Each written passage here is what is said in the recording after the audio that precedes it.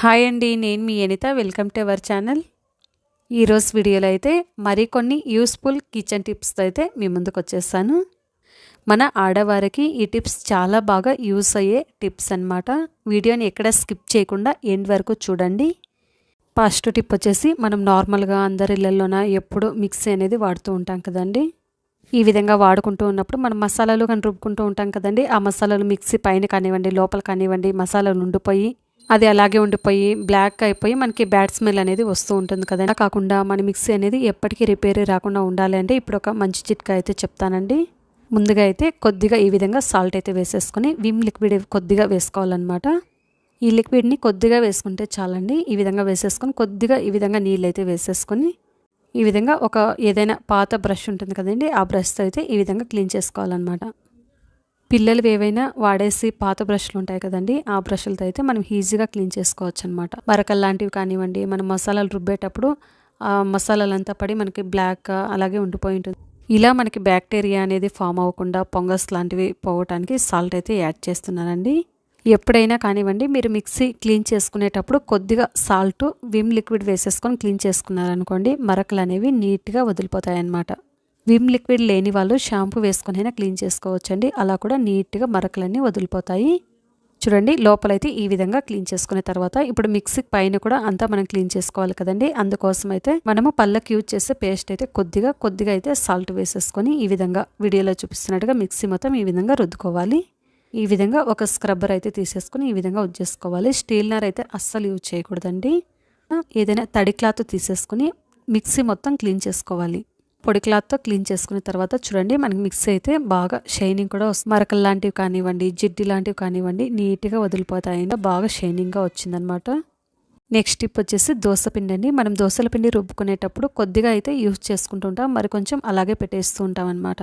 అలాంటప్పుడు ఎక్కువగా పులిసిపోయి అలా పులిసిపోయిన దోసపిండిని మనం తిన్నా కూడా మనకి గ్యాస్ ఫామ్ అయ్యి అలా ఇబ్బంది అవుతూ ఉంటుంది కదండి. అలా కాకుండా ఈ విధంగా ఒక్కసారి ట్రై చేసి చూడండి. ఇలా మిగిలిపోయిన దోసపిండిని ఈ విధంగా ఒక బౌల్లోకి అయితే పెట్టేసుకొని చూడండి, ఇక్కడైతే నేను 2 తమలపాకులు అయితే తీసుకున్నానండి. ఈ 2 తమలపాకుని ఇలా వీడియోలో చూపిస్తున్నట్టుగా దోసపిండి మీద అయితే ఈ విధంగా పెట్టేసుకోవాలన్నమాట. ఇలా 2 ఆకుల్ని ఈ విధంగా పెట్టేసుకొని మనం దోసపిండిని స్టోర్ చేసుకున్నాం అనుకోండి, మనకి ఎన్ని రోజులైనా దోసపిండి ఫ్రెష్గా ఉంటుంది. 10 to 15 డేస్ వరకు మనకి దోసపిండి అయితే బాగా ఫ్రెష్గా ఉంటుందండి. టిష్యూలను అయితే తీసేసుకొని ఈ విధంగా కొద్దిగా పసుపుని అయితే వేసేసుకొని ఇలా వీడియోలో చూపిస్తున్నట్టుగా ఫోల్డ్ చేసేసుకొని చిన్న పాకెట్లలో రెడీ చేసుకోవాలి. ఈ విధంగా ఫోల్డ్ చేసేసుకున్న తర్వాత ఈ విధంగా దారంతో కానివ్వండి, లేదు అంటే ఈ విధంగా రబ్బర్తో కానివ్వండి, ఈ విధంగా ప్యాక్ చేసుకోవాలన్నమాట. ఇలా రెడీ చేసుకున్న తర్వాత చూడండి, మనం బియ్యం అనేది ఈ విధంగా ఒక బాక్స్లో అయితే స్టోర్ చేసుకుంటూ ఉంటాం కదండి. ఈ బియ్యంలో మనకు తొందరగా పురుగు అనేది పట్టేస్తూ ఉంటుంది కదండి. 1 నెల రోజులు కూడా బియ్యం అనేది నిల్వ ఉండవన్నమాట. తొందరగా పురుగు అనేది పట్టేస్తూ ఉంటుంది. అలా కాకుండా ఈ విధంగా ఒకసారి ట్రై చేసి చూడండి ఫ్రెండ్స్. మనం రెడీ చేసి పెట్టుకున్న ఈ పసుపు టిష్యూలను అయితే ఈ విధంగా బాక్స్లో పెట్టేసుకోవాలన్నమాట. ఈ విధంగా రైస్లోకి పెట్టేసుకోవడం వల్ల ఈ రైస్ మనకి ఎన్ని రోజులైనా పురుగు అనేది పట్టకుండా రైస్ బాగా ఫ్రెష్గా ఎన్ని రోజులైనా చాలా బాగుంటుందన్నమాట. పురుగు అనేది అస్సలు పట్టదండి. ఇదే కాదండి, ఇంకొక టిప్ కూడా చెప్తానండి. ఈ బియ్యంలో మీరు ఇంకా ఎండుమిరపకాయలు అలాగే వేపాకు వస్తుంది కదండి, డ్రై వేపాకు, ఆ వేపాకు ఎండుమిరపకాయలు 2 మిక్స్ చేసి పెట్టుకున్నా కూడా అలా కూడా మనకి పురుగు పట్టకుండా రైస్ బాగా ఫ్రెష్గా ఉంటుందన్నమాట. ఇంకా నెయిల్ పాలిష్ పెట్టుకున్న తర్వాత ఒక్కొక్కసారి మన దగ్గర నెయిల్ రిమూవర్ లేనప్పుడు నెయిల్ పాలిష్ని ఎలా రిమూవ్ చేసుకోవాలి అనేది అయితే ఈ వీడియోలో చూపించబోతున్నాను. చూడండి, ఈ విధంగా మన దగ్గర నెయిల్ కలర్స్ ఉంటాయి కదండి, ఆ నెయిల్ కలర్ని మనము ముందే పెట్టుకొని ఉంటాం కదండి నెయిల్ పాలిష్, దానిపైనే మళ్ళీ ఈ విధంగా నెయిల్ కలర్ అనేది పెట్టేసుకోవాలి.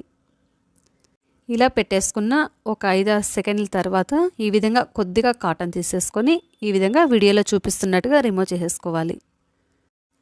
చూడండి, నెయిల్ కలర్ అయితే ఎంత చక్కగా వచ్చేసిందో. ఈ విధంగా 1-2 సార్లు అలా కాటన్తో ఈ విధంగా చేసామనుకోండి నీట్గా వచ్చేస్తుంది. నెయిల్ రిమూవర్ లేనప్పుడు ఈ విధంగా ఒకసారి ట్రై చేసి చూడండి. నెక్స్ట్ టిప్ అండి. నెక్స్ట్ టిప్ వచ్చేసి చూడండి, మనం ఈ విధంగా నెయిల్ పాలిష్తో మనం వేసుకొని క్లోజ్ చేసి పెట్టుకున్న తర్వాత ఒక్కొక్కసారి అవి టైట్గా బిగిసిపోయి నెక్స్ట్ డే మనం తీసుకోవడానికి కూడా రాకుండా టైట్గా ఉంటాయన్నమాట. ఈ విధంగా మనం ఎంత తీసినా కూడా ఒక్కొక్కసారి అస్సలు రావన్నమాట, టైట్గా బిగిసిపోయి ఉంటాయి కదండి.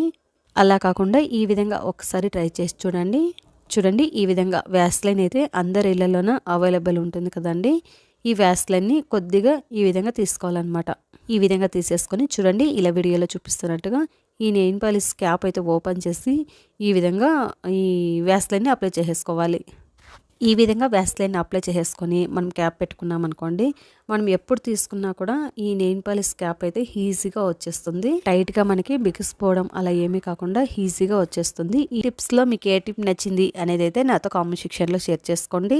ఇంతే అండి ఇవాళ వీడియో. ఈ వీడియో కనుక మీకు నచ్చినట్టయితే లైక్ చేయండి, షేర్ చేయండి. మరిన్ని ఇంట్రెస్టింగ్ వీడియోస్ కోసం మా ఛానల్ని సబ్స్క్రైబ్ చేసుకోండి. అలాగే పక్కనున్న బెల్ ఐకాన్ని ప్రెస్ చేయండి. Thank you for watching. Bye అండి.